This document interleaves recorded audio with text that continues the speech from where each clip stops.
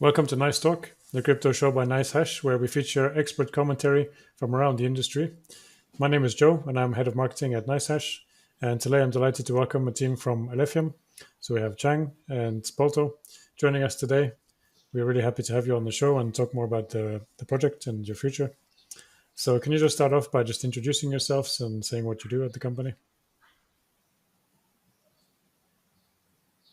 Hi, thank you for having us. I'm Cheng. I'm the founder of the project Alephium.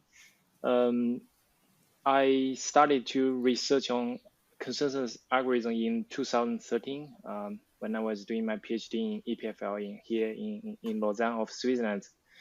In 2015, I proposed the first linear time Byzantine consensus algorithm back then.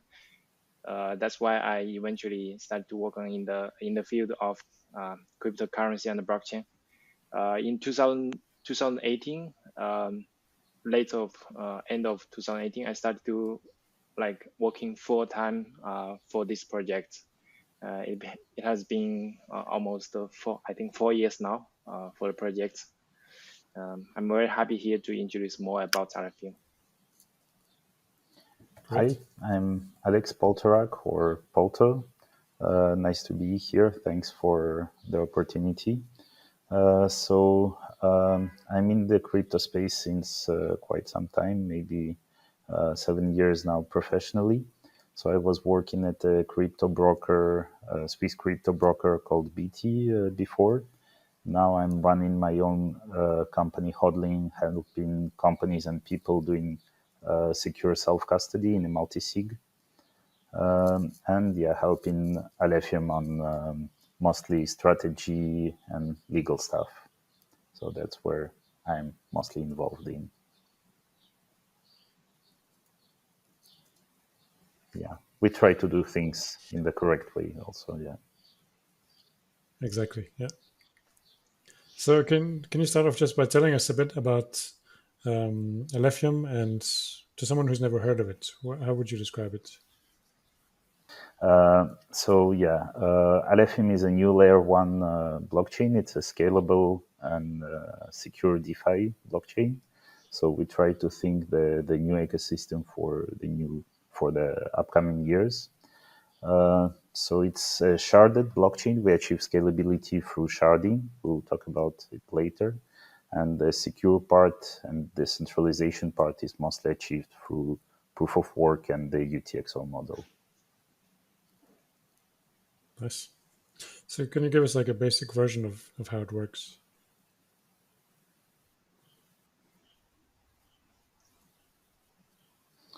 So basically, it resembles really a lot to Bitcoin and in some aspect to Ethereum. We are a proof of work blockchain, so there is mining, and we have a lot of miners. It's a really interesting and strong community, developing really fast. And then we are similar to Bitcoin with the UTXO model, so we also use this unspent transaction output model. And on top of this, you can build dApps. And yeah, we'll hopefully talk a little bit more about this also. Cool, nice. Can you tell us, maybe Jen, you can tell us a bit more, what's the difference between proof of work and proof of less work? Is this your model of proof of work that you're using? Yeah. So proof of work is has been there for more than 10 years, and we have analysis it for a long time. Right now, the main drawback of proof of work is the energy consumption, right? So as a new blockchain, and we really like to adopt proof of work, so we come up with this new algorithm called proof of less work to mitigate the energy consumption issue. It's inspired by research work done by several researchers in Israel. So the main idea is to shift some of the physical external cost to some of the network cost by burning some coins. In this way, we keep the same level of security as the classic proof of work. And in the meantime, we try to reduce energy consumption. So that's the main difference. Otherwise, we are still kind of like the same proof of work algorithm as Bitcoin or other blockchains. So very much based on the Bitcoin model, but with less. So how do you ensure that it uses less energy than Bitcoin? Yeah. So let's say right now, if you want to mine a new block in Bitcoin, you just need to throw a lot of rigs to mine the same block. And in this process, you need to it costs a lot of electricity, and then you need to pay for the electricity bills. In this way, you cost you're going to use a lot of energy. In Alephium, in proof of less work, is a bit different.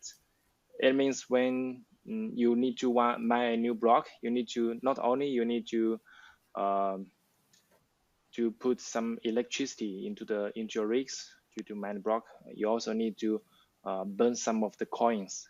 In this way, it means let's say if 1/8 is done by the physical mining, and the rest 7/8 is done by proof of burning. You burn the coins in the network.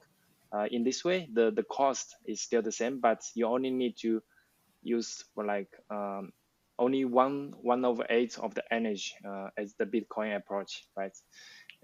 But still the cost is the same, the security is the same. So that's how we achieve this, how we save energy in this way.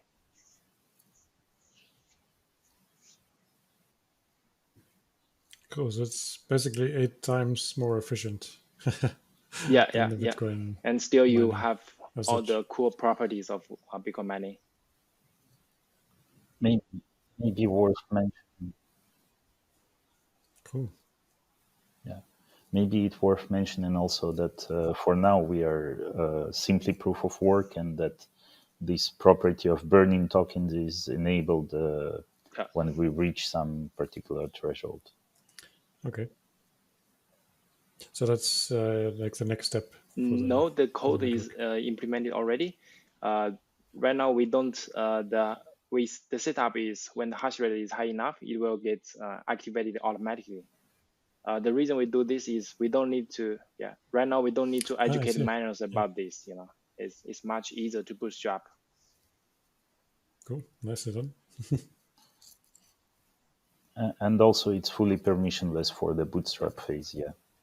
Nice.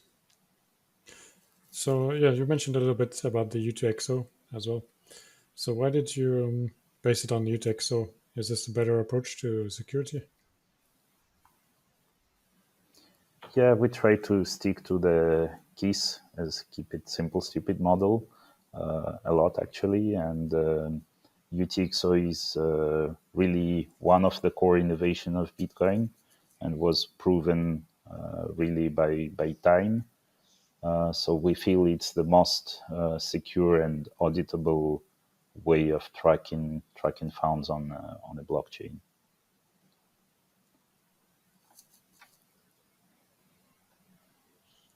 Makes sense. Yeah, that's pretty solid. It's the one chain that's been proven for longer than anyone. So that makes sense. Exactly. Yeah. Yeah, exactly. So you built a model called stateful UTXO. So what's that? Is that different from this model? How's it different from the extended model? Yeah.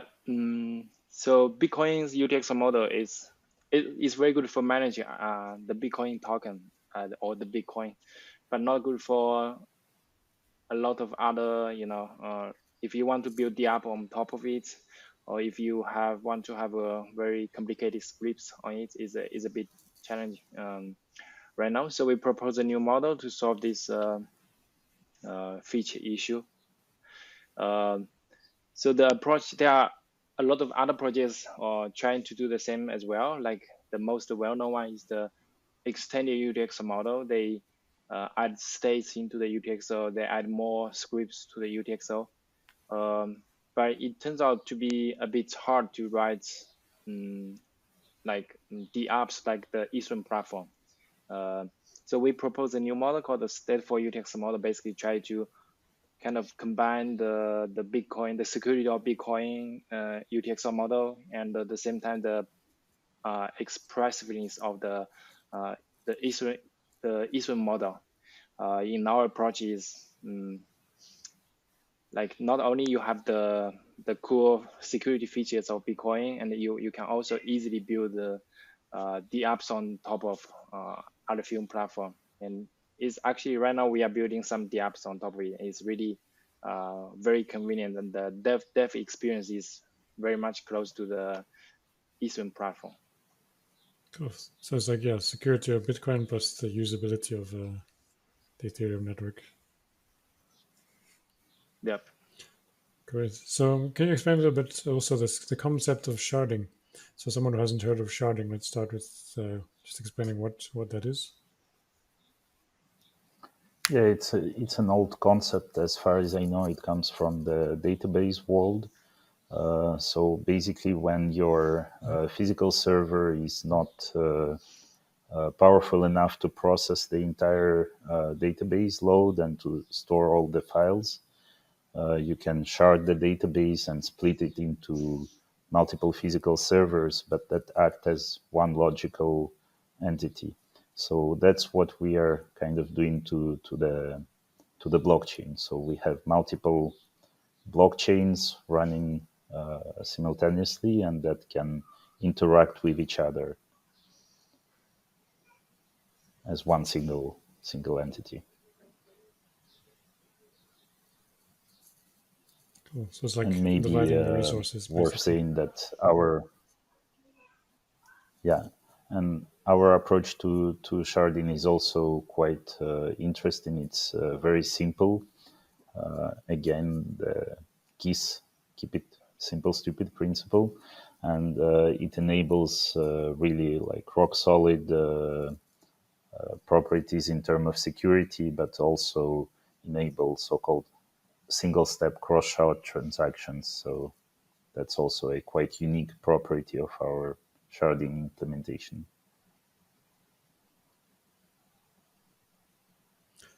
So how is yours different from Ethereum's? We hear a lot about the issues that Ethereum is having with sharding on the blockchains. So how is yours different, and how do you solve those issues?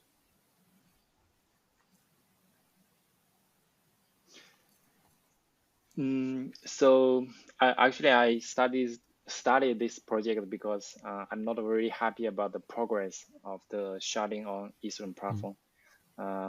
Like after, I think they started in late 2015. After 6 years, it's still not delivered, right? The overall complexity of the sharding on Ethereum platform is too much. So I still started this new project, try to propose really a simple sharding algorithm. We call it block flow. The main idea is really to try to make it as simple as Bitcoin. Simplicity is the key to success in system engineering. And we managed to deliver the sharded blockchain, I think in a little bit more than 3 years. So it's with a much smaller team compared to Ethereum platform. So yeah, we managed to come up with a solution that can work in practice. While for Ethereum is we don't know when it can be fully operational.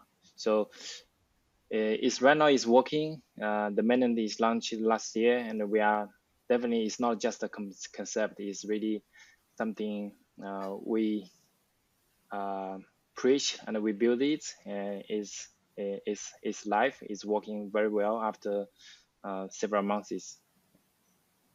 Yeah. Also worth So mentioning that Ethereum is going to be jealous. many sharding solutions are based on crypto economics, and we try to stick to pure like cryptography and cryptographic mechanisms to build these kind of complex systems. One of the key difference I want to mention is most of the new solutions, they use proof of staking to do sharding, Mm-hmm. like near blockchain, like Ethereum 2.0, and also Polkadot kind of like sharding. This is very much more complicated compared to the solution we propose based on proof of work. Proof of work like is really simple and really much easier to scale. And that's probably the why we managed to make it in a bit more than 3 years. Yeah, I see. Yeah, we also saw Ethereum has their issues, but also we saw Solana as well has various issues of implementation and scaling. Is that also because it's very overcomplicated compared to what you're doing, or do you see there's a risk of problems happening with overcomplication? Mm, yeah, like complexity is a common problem when it comes to system design. So that's why people come up with some principle like keys, right? Keep it simple and stupid. In my opinion, like Bitcoin is following this approach or this philosophy very well.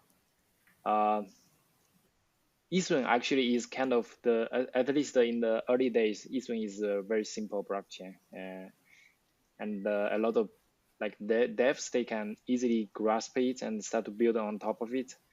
But then all of the new blockchains is getting like more and more complicated, and it's pretty hard to maintain the high quality and also the security requirements for public blockchain. In our case, we really want to go back to the early days like Bitcoin. We try to build a system that is as simple as possible. Try to only focus on the very few core features of blockchain, like focusing on token. We don't want to support storage. We just want to make it scale for token. We don't want to make it scale for everything. So yeah, to sum up, is basically we are following the KISS principle and try to build a blockchain that is focusing on the critical features we think is really needed for the blockchain. And still, we want to keep the things to be decentralized. Right now, I think for Solana and for a lot of new blockchains, it's really hard for normal users to run for nodes or to Yeah, run the validators. This is actually a very, I think is kind of going away from the initial motivation of the blockchain, right? We want to create a decentralized platform, but nowadays it's really more and more people, they just focus on only on the user experience and try to make the system run faster without caring about yeah, decentralization. That's not our motivation. We still want to really build decentralized platform, while try to improve the user experience, try to improve the scalability with smart algorithms. great. Yeah, decentralization is the core of all crypto, in my opinion. It's yeah, like you say, a lot of the projects are getting more and more Yep. going back to the traditional finance model, where you have big Yep. investments required first to set up a staking node and so on. So yeah, so that's great. So what would be why did you create the project? And correct me, is Alephium or Alphium? I might have been saying it wrong the whole time.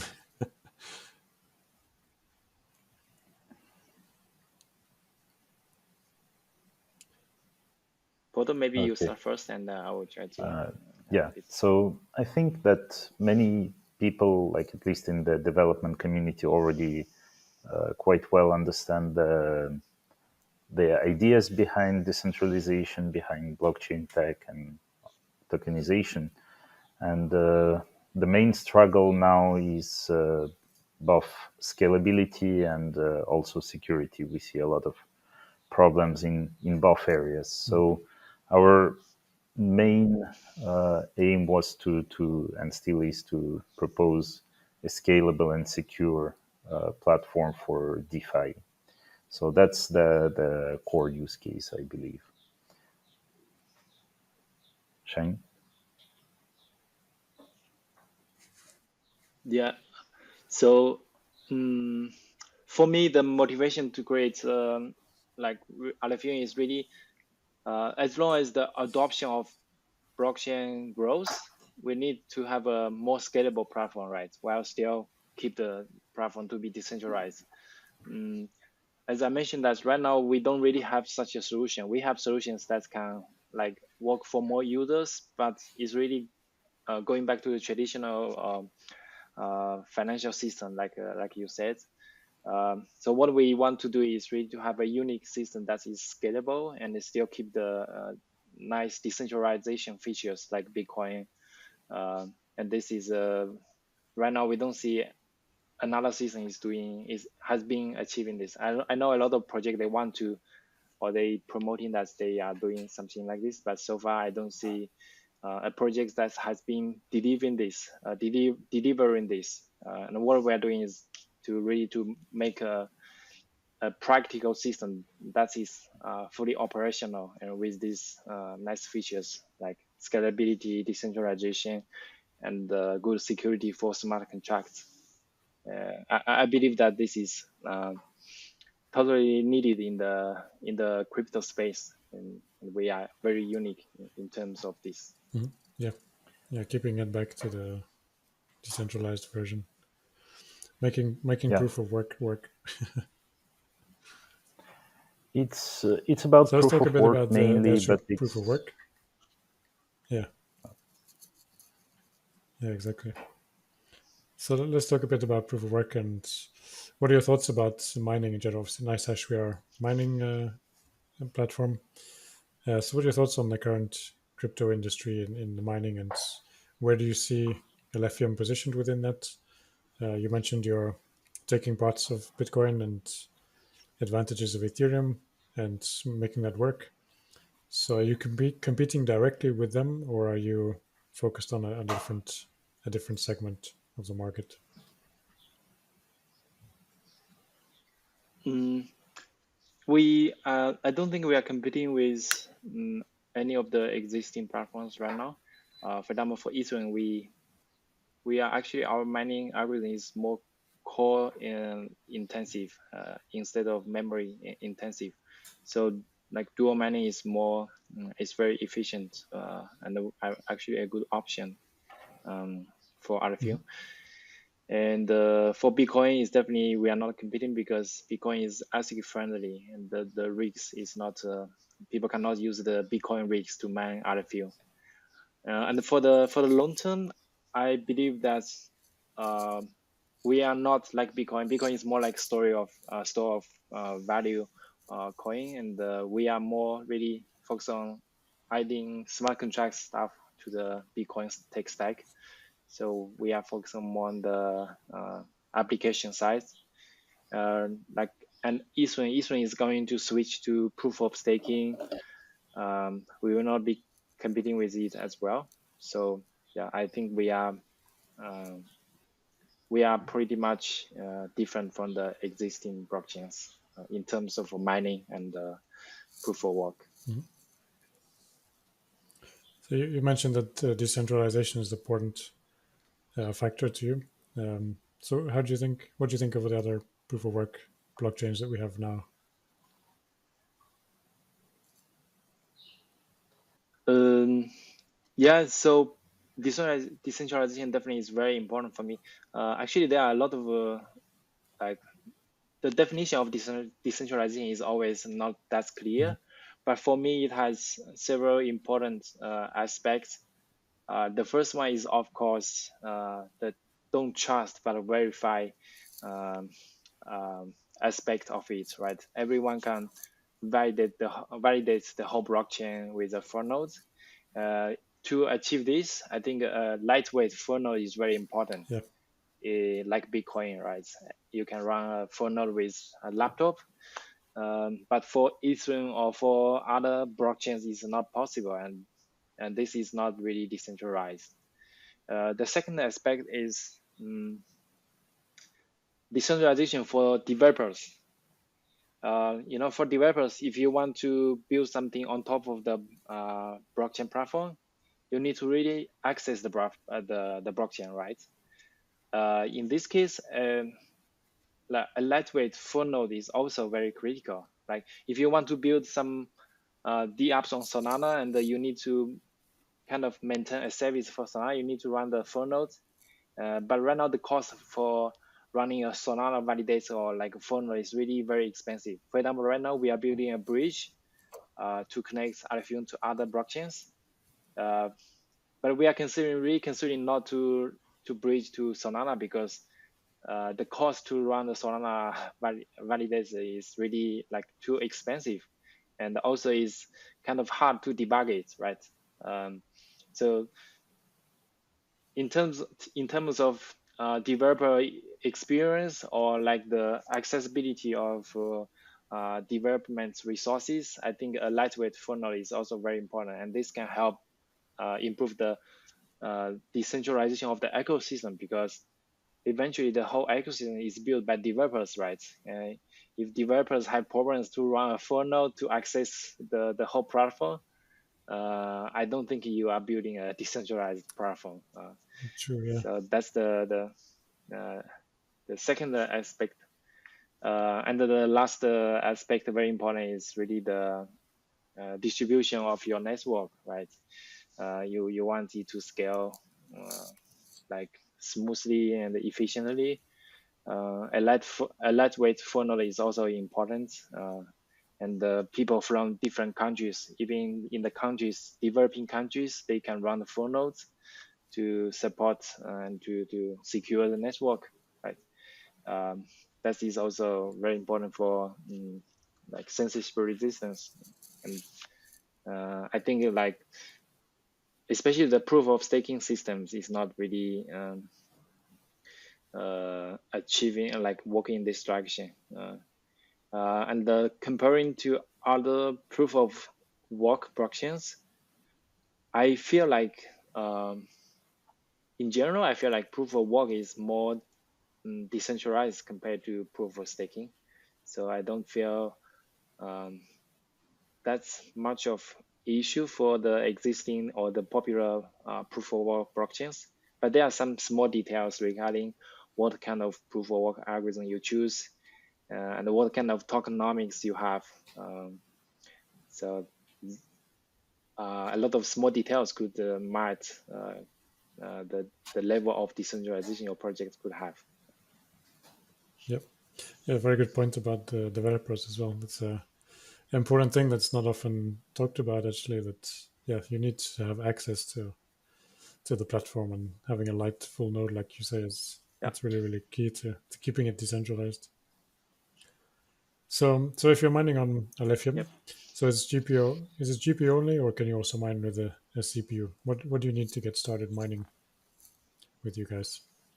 So basically, you can mine with anything that can do break-free hashing. So we have two implementation of CPU miners, but they are, let's say, low efficiency. So compared to GPU or other implementations, so they are useful only on a DevNet or a testnet to mine testnet coins. On the mainnet, it's mainly GPU now, dominated by the GPUs, and we start to see FPGA implementations also. And as we are not ASIC resistant and actually quite ASIC friendly, we will at some point see some ASIC implementations of the miner.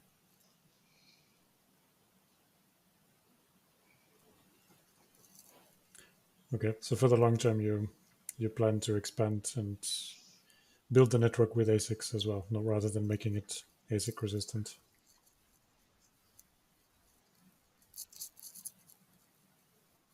Yep. So actually, when when I started to choose the proof of work algorithm for Alephium, I did a lot of research like ASIC resistance and ASIC friendly mining algorithm. Based on my research, is like when the proof of work algorithm is ASIC friendly, it's going to be more user friendly for the. Based on my research and the investigation, is for the very long term. If you have a ASIC friendly algorithm, usually the security is better because the miners, they are pretty much bounded to the blockchain, right? If it's a GPU algorithm, then the miners, they can have a lot of options to mine on the blockchain, so they can choose either to mine, for example, Ethereum, or choose to mine Ergo. And they can easily switch, and also 51% attack is much easier in this case. For example, if someone want to rent a lot of hash rate from the Ethereum platform to attack another GPU mining blockchain, it's going to be much easier. So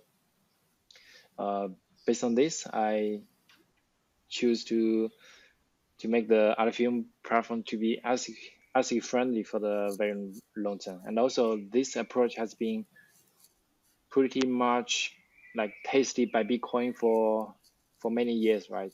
So I believe it's going to be, we can learn and use the same experience from Bitcoin community. So that's the reason you went with the Blake 3 algorithm? Is that those were your criteria? So for Blake 3 is first we are looking for a new algorithm for the proof of work. We don't want to invent something by hand, because the hash algorithm is a cryptographic primitives. It's very easy to you need the kind of the specialized knowledge to make one, and we are blockchain developers, researchers. We are not cryptographers, so we have to choose one from the existing cryptographic worlds. And Blake 3 is interesting because it's a simple algorithm, and we are really looking for a simple algorithm, because it is going to make the minor developers, they converge to the same type of miners. This is also important to have a very simple algorithm. And Blake 3 happens to satisfy the both conditions. Like first is ASIC friendly, and second is a simple, really simple algorithm. And lastly, actually, the one of the author is living in the same city as me, so Another reason. it's much easier. So if you have a problem, you just call him. Yeah, he's very helpful. So so we talked about proof of work. We talked about proof of stake. If and when Ethereum goes to stake, do you think Alephium will attract a lot of GPU miners? Will this remain profitable without price discovery, or do you think this is still too early to say? So it's kind of already attracting miners because we never know when the move is really. It's announced and postponed, and every time it's announced, some miners are freaking out and starting to look for alternative solutions. So we already seen some quite big arrival of miners coming from the Ethereum ecosystem. I'm not sure what do you mean about the price discovery. I'm not sure I understood that part. I just mean if you suddenly get a lot But of we miners on the network, yeah, then you would then your profitability would drop. So then your miners would drop off.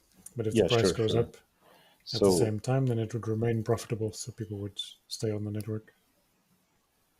yeah, as we are a quite young blockchain, it happens all the time for now. Like huge increases in hash rate, then quite significant drops. The difficulty adjustment algorithm is tailored to accommodate for these. And for now, we see like a lot of adoption through sometimes even weird stuff we absolutely did not imagine, like dual mining or trial mining of Alephium with something else. So we already see some of the Ethereum miners shifting and kind of hedging by dual mining.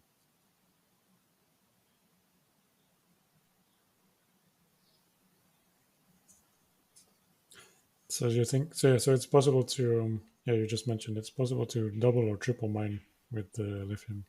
Yeah. So because the algorithm is the Blake-free algorithm is not using the same let's say the same capacity within a GPU as some other algorithms like the one for Ethereum, you can dual mine with more efficiency than if it would be two different cards mining the two different chains. So the sum is more interesting. By spending the same electricity with the same number of cards, you are more efficient by mining two coins, or even free in some configurations. Cool. Yeah, that makes it interesting. Yeah. So you talk a bit about staking as well, like adding a staking layer to this. Is that something you're adding on top later, or how does that work? Is it anything to do with the validation, or will the validation stay proof of work, and this is simply an extra feature, or how will that work?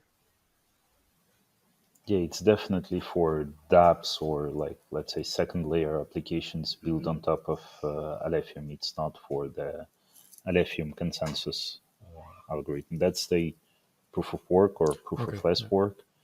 But on top of it, you can build Mhm. application that use staking for whatever reasons, hopefully good reasons.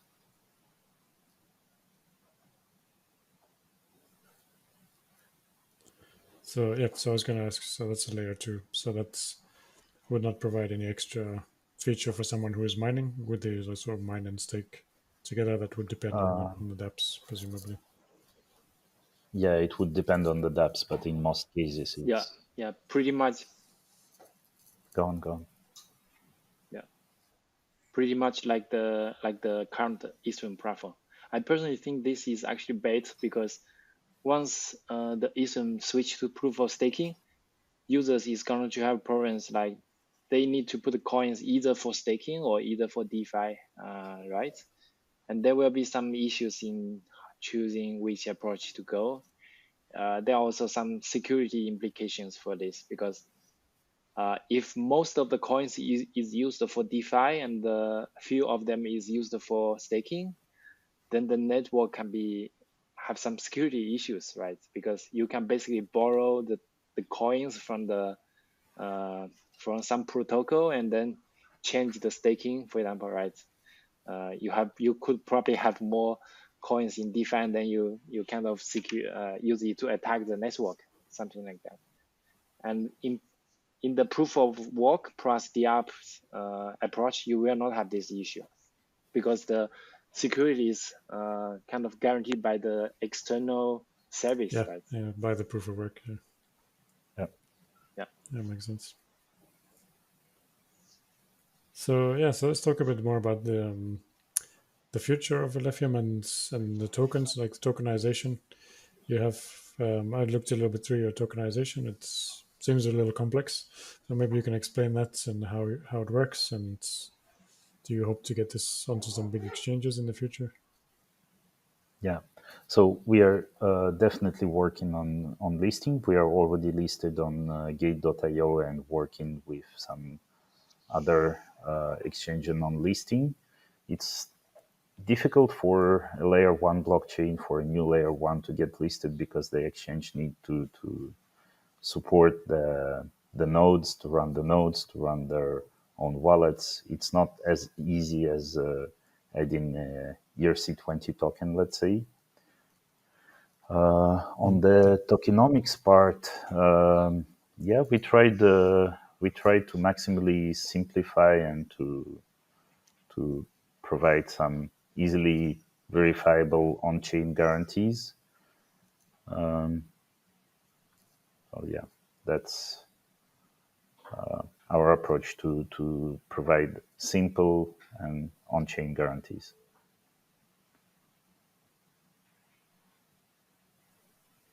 So how are the actual tokens released? So you have quite a lot allocated to community management and development. Is this Yeah. a large percentage? Do you consider that centralized of the tokens, or how is the ecosystem itself managed? So it can be, it depends how to which project you compare.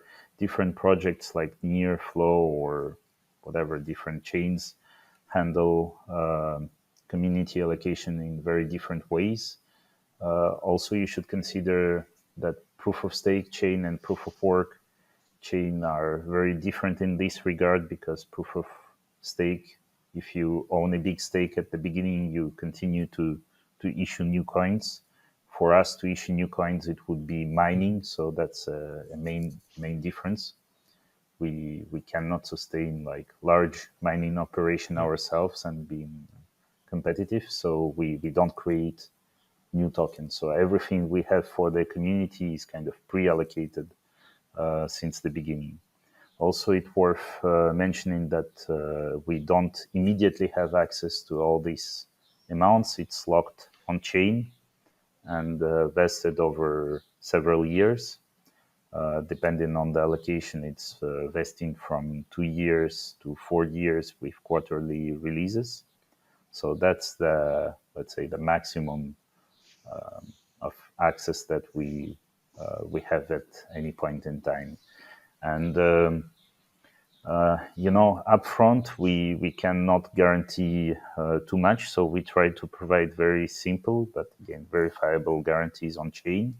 And over time, we will try to maybe not decentralize, but distribute as much as possible, and to have more external teams in charge of, for example, community allocations or community funds, development funds, etc., etc. Mm-hmm.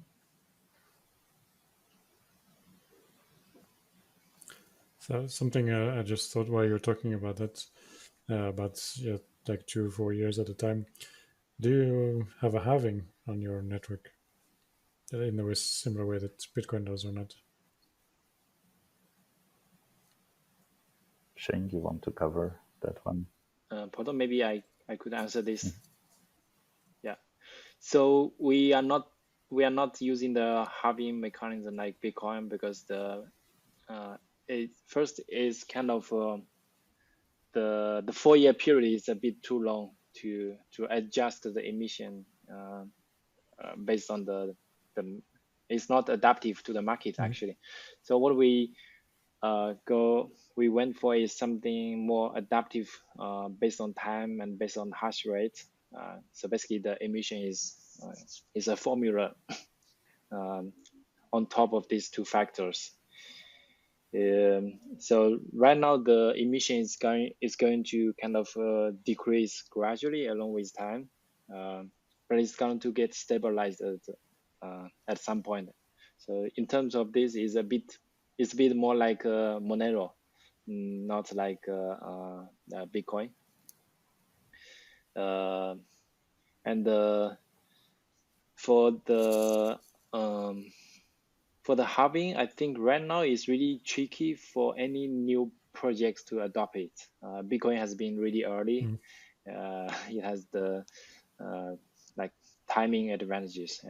I believe that most of the new projects, they don't really use this mechanism anymore. Yeah. Agree. So yeah, another thing I noticed was you implement your own. You mentioned all the dApps. You implemented your own programming language, Rolf. So its syntax is very similar to Rust, and you built your own virtual machine. Is that beneficial to growth on the network, or does that make it harder for developers to get into?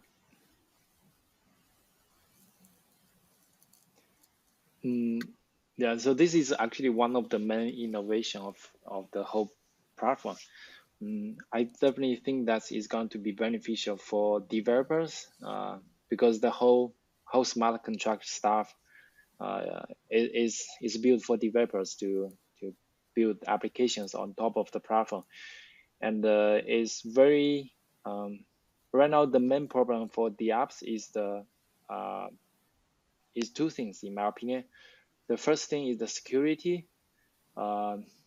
Right now, like we heard about like big hackers on the Ethereum platform probably every Yeah. week, right? People lose a lot of money, and this is really a problem. And right now, for developers, it's very hard to write a secure the apps, and the people usually need to cost a lot of money to get the smart contracts to be audited, like probably 50, at least like 50K like dollars for the auditing of the app, or even more, of course.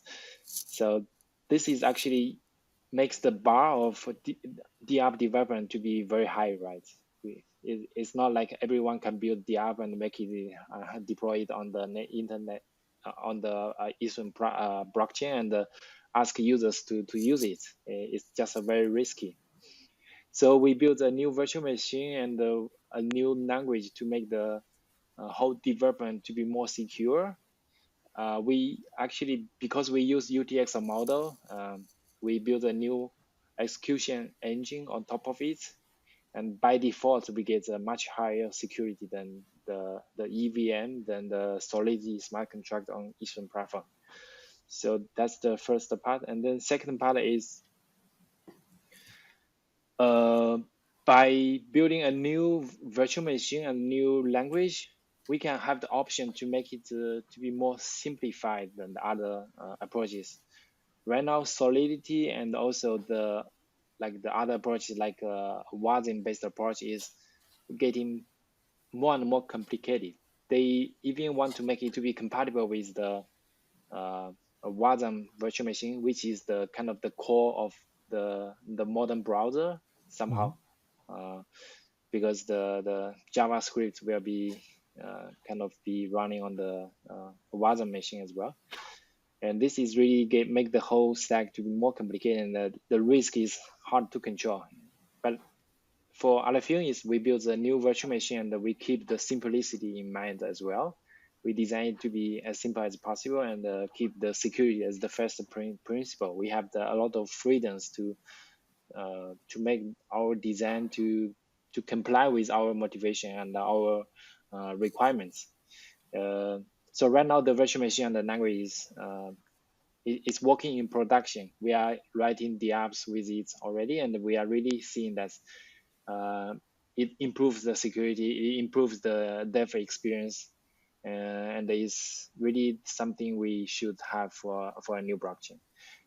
So I definitely believe that this can decrease the bar for developers to build secure application on top of our blockchain platform, and it's going to be a big selling point for Alephium, I believe.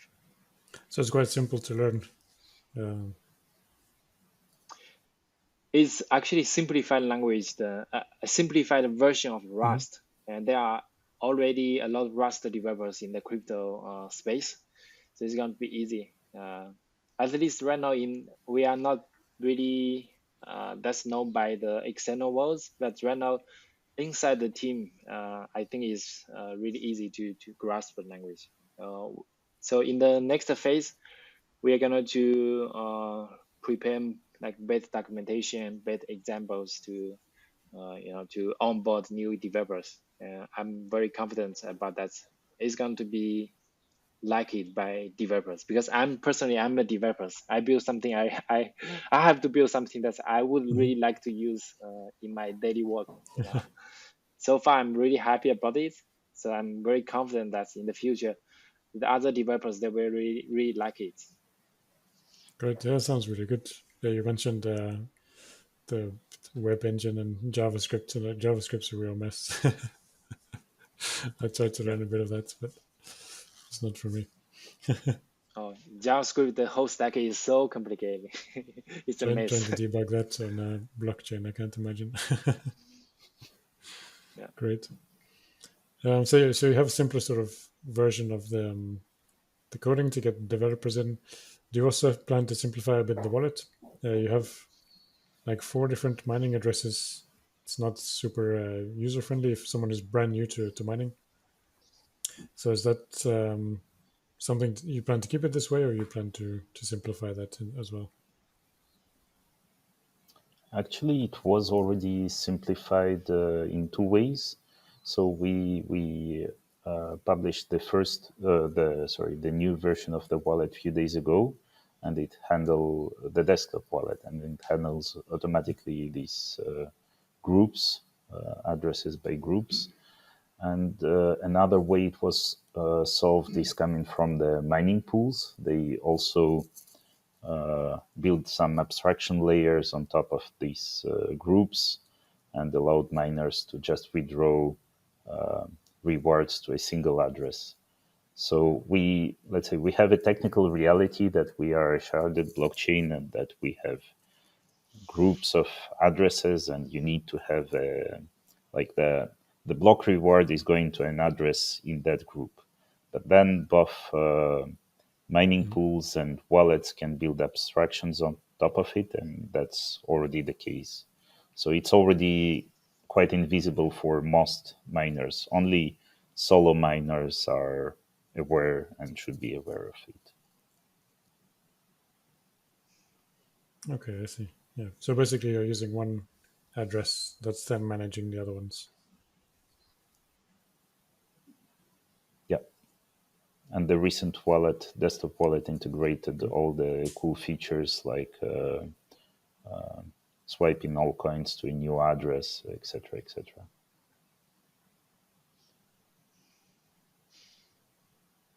Great. Sounds good. I'll check it out. So you have quite a lot of your team are based in Switzerland.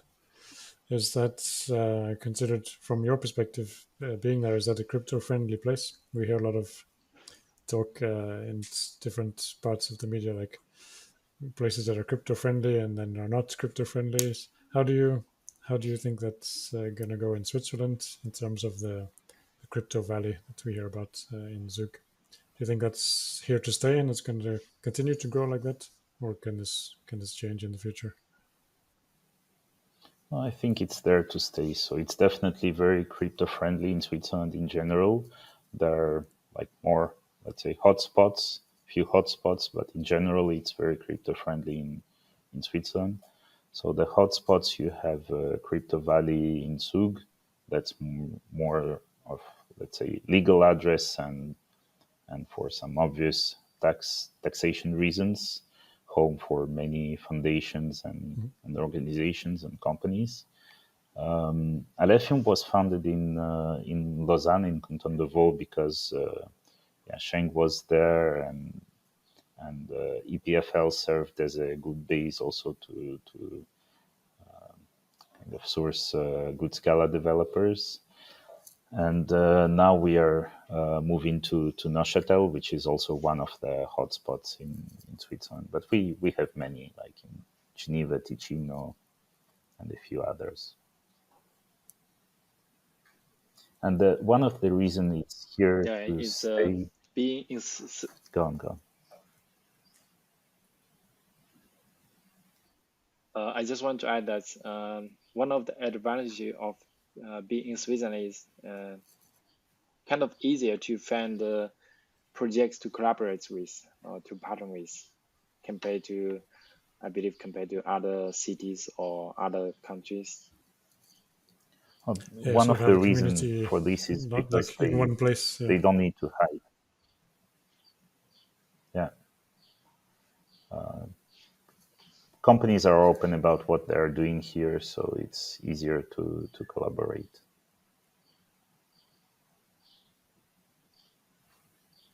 Cool. Yeah, sounds like a good base for growth. That's really cool. So yeah, thank you guys. I mean, it's been really interesting to hear about Alephium and your project. Um, I learned quite a few new things today, so it's really interesting to hear what you're doing.